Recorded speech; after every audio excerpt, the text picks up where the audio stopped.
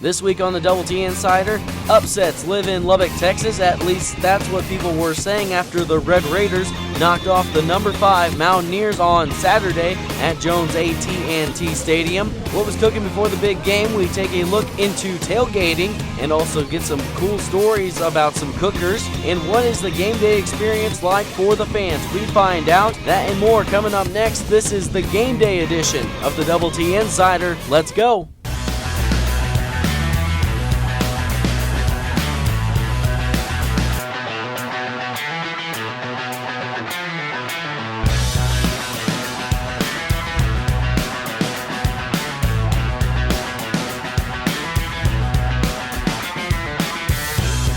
Shot there, and that one goes in. Texas Tech takes the 2-0 lead.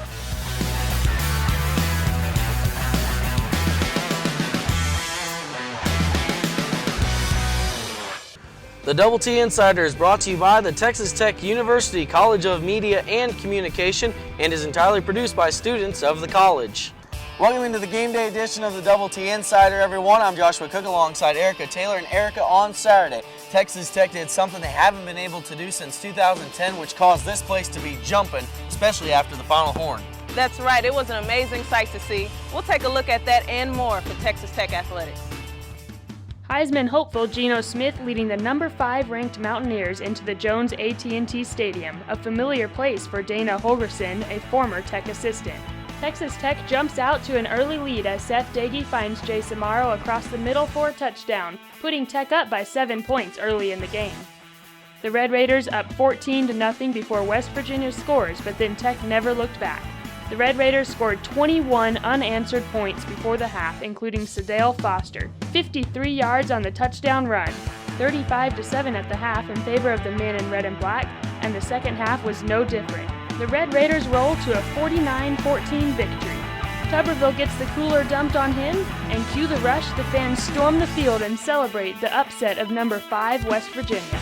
After beating Texas 1-0 on Friday in Austin for the first time since 1996, the Red Raiders return home for Senior Day on Sunday, 5 seniors being honored.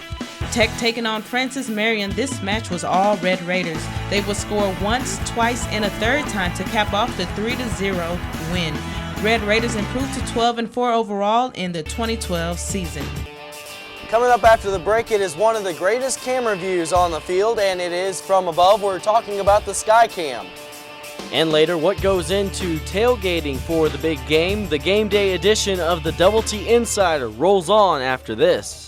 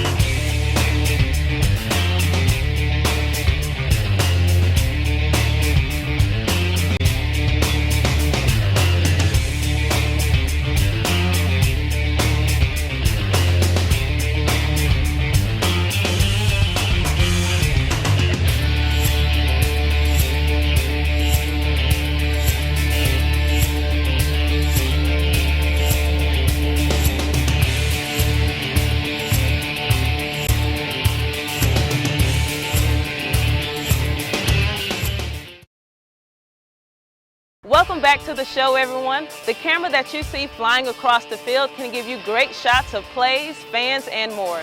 We're going to give you a look on what the Sky Cam is all about. I'm Jason Angoy here with the Double T Insider, and we're here at the Center for Communication Research. We'll talk to Dr. Glenn Cummins about his study on different camera angles and how fans react to them at home. Let's take a look. In this study, what I'm doing is I'm looking specifically at how replay, presenting game action a second time from a unique perspective, maybe in a more close-up fashion, maybe in a more graphic fashion, maybe in slow-mo. How does that impact your perception of what you just saw? And more importantly, how does that impact your body's response to what you just saw? Dr. Cummins discusses how broadcasting techniques have changed the way we watch not only sports, but television as well. I've done a lot of studies looking at all the different production techniques that you see in televised sports, And really my interest is more in the different production techniques than in sports itself. It just so happens that if you're looking for all the bells and whistles that you see in television these days, sports broadcasters are always the ones who pioneer unique, new ways of presenting things on TV. Skycam is a good example of it, and that's why I've done several studies looking at Skycam.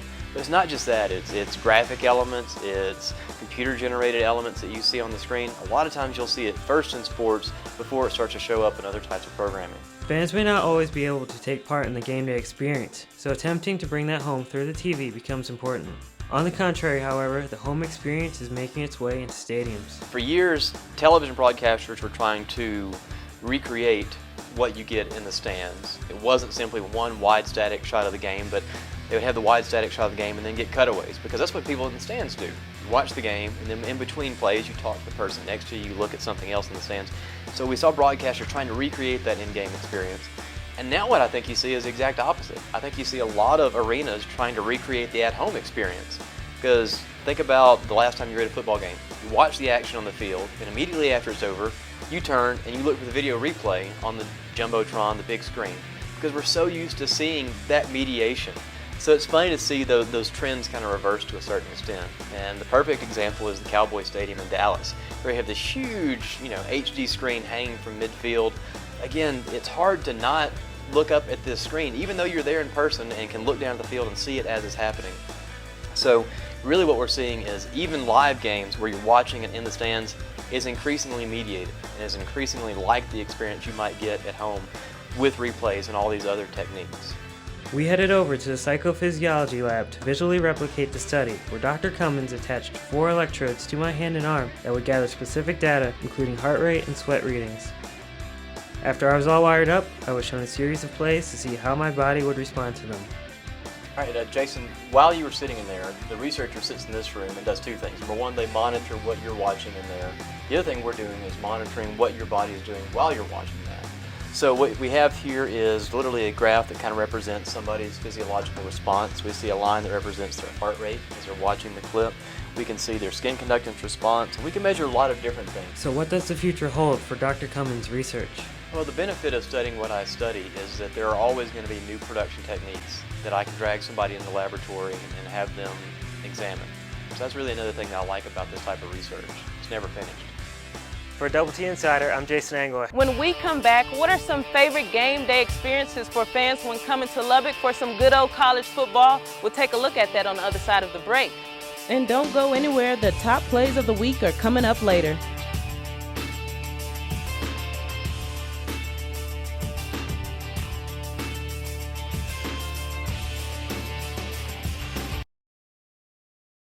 Welcome back to the show, everyone. The game day experience for college football is arguably one of the best, and Red Raider fans share with us what they enjoy the most about game day in Lubbock, Texas.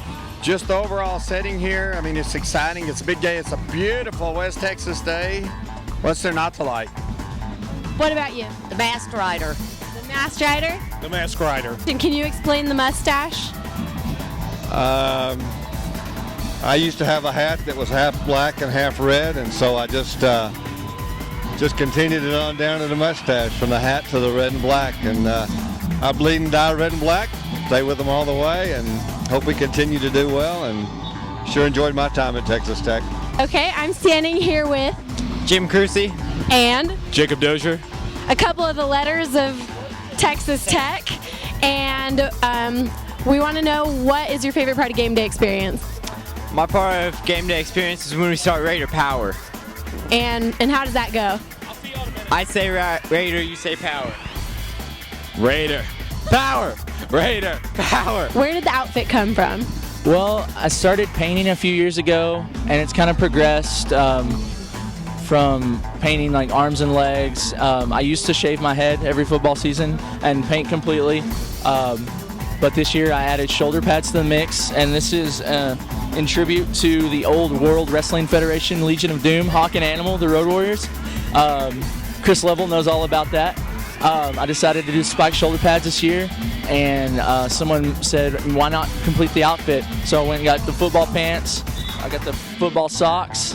I'm waiting on my gloves, Coach. I don't know where they're at, No, I'm gonna get some gloves, some Red Raider gloves, and I'll be complete to go. I'm running out of hairspray though, so I may have to go with a helmet with some spikes on it or something. Nothing dangerous, obviously, and nothing that would obstruct view of other fans. But this is what it's progressed to, and this is what it'll probably be until I can't do it anymore. All right, ladies, what are your names? I'm Krista Melcher. And I'm Amanda Cox. And what's your favorite part of college game day? Probably just the tradition, the excitement, all the fans, the pageantry, just seeing everybody coming together and getting behind their university and their team and hoping to see a good game. How long have you been a Tech fan? My entire life. My dad played football at Tech, so I grew up knowing nothing but Texas Tech. Can you state your names? I'm Whitney. I'm Ray. And what's your favorite part of the college game day experience? I would have to say the tailgating and just hanging out with people and the bands and just the football game in general. It's just a lot of fun. So we're seniors and he graduated, so it's just nice to be out here and enjoy the weather. Congratulations. And Ray, what's your favorite part? Well, just coming back, seeing old friends and getting some food and just hanging out and enjoying the nice weather. What's your favorite part of the game day experience? We haven't been in a long time, but we're really excited, just the whole atmosphere, bringing the kids for their first game ever.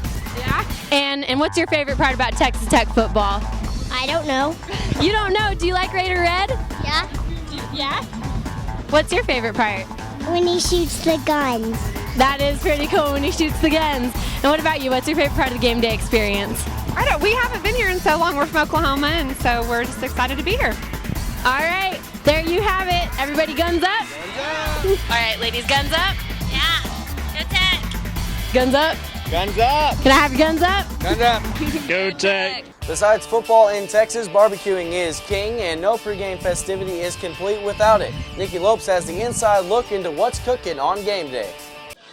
Up in the parking lot, got the beer on ice and the grill is hot. On your mark, get set, baby, ready or not, we gonna get some Red Raider football. Got ribs and things, chicken and baked beans, plates and styrofoam. We came to get it on. They like the dog, whenever we all park, just get some. 'Cause everybody wants some tailgate. If you come on the party, baby, don't worry. All right. I'm Nicki Lopes. I'm standing here with Richard and Paul. They're going to talk to us a little bit about their ultimate barbecue tailgating setup. So how did this get started? Well, like I said, I'm a rancher, and so I originally built it to like feed the cowboys out in the middle of the pastures, and it had to be pretty self-sufficient. So we put in the solar system to power all the lights, all the stereo, and then the hot and cold running water. So just a little cleanup. And like I said, that was the original thought of it, but I brought it home, and this buddy of mine here, he came up with the idea we need to start tailgating, so we started bringing it up here, and he's my electronics technician. He's the one that added all the high-tech stuff to it, so that's kind of how it started and got where it's at now. All right, and what exactly did you add to trick this sucker out?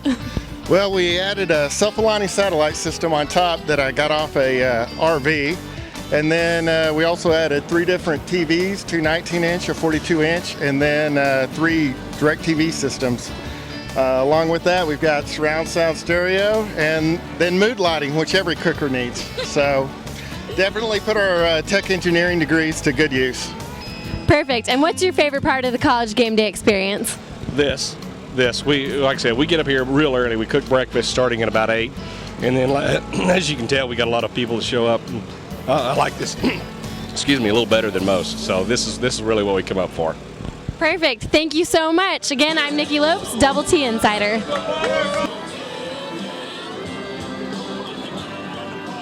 After all the tailgating is done, the fans head into the Jones Stadium, creating an atmosphere, making it difficult for any team to leave here with a W.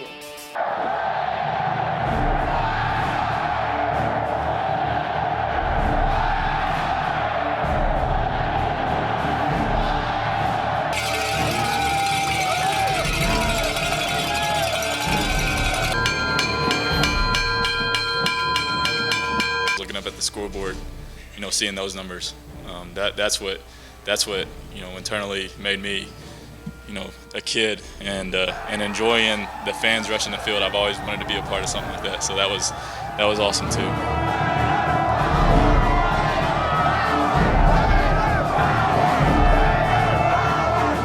up next, we rank the top 3 plays of the week.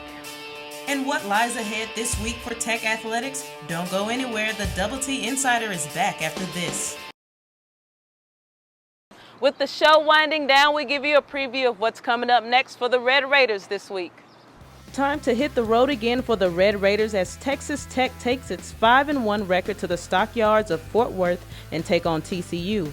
Red Raiders looking to improve to 2-0 on the road this season in conference games, while the Horned Frogs look to keep rolling with their new gunslinger under center. Tech and TCU are set for 2:30 p.m. kickoff, and the game can be seen on ABC.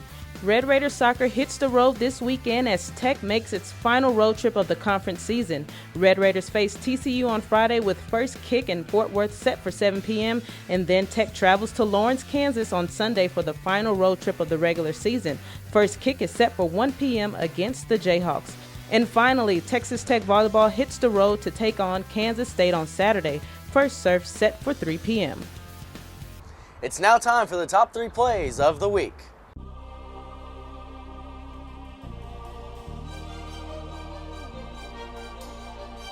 At number 3, it was senior day at the John B. Walker Soccer Complex, and one of the Red Raiders' 5 seniors, Leah Christensen, had a special day. In the 86th minute, Christensen finds the back of the net for her first career goal. Red Raiders roll to the 3-0 victory. At number 2, Tech taking on West Virginia, 7-0 already in the first quarter. 6 minutes to go. Deggy throws the fade into the back of the end zone looking for Eric Ward. Ward makes the catch and comes down with 1 foot in bounds. That's all you need. Another look, 19-yard touchdown pass. More coming from this game. And at number 1, the Red Raiders upset the number 5 team in the country, and the students celebrate.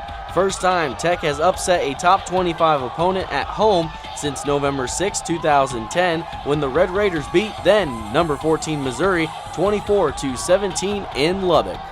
All right, everyone, that does it for Double T Insider. Thanks for watching. And be sure to tune in next week as well. Also, go on Facebook and search for Double T Insider and never miss another episode again. For Erica Taylor, I'm Joshua Cook. Thanks for watching and have a great week.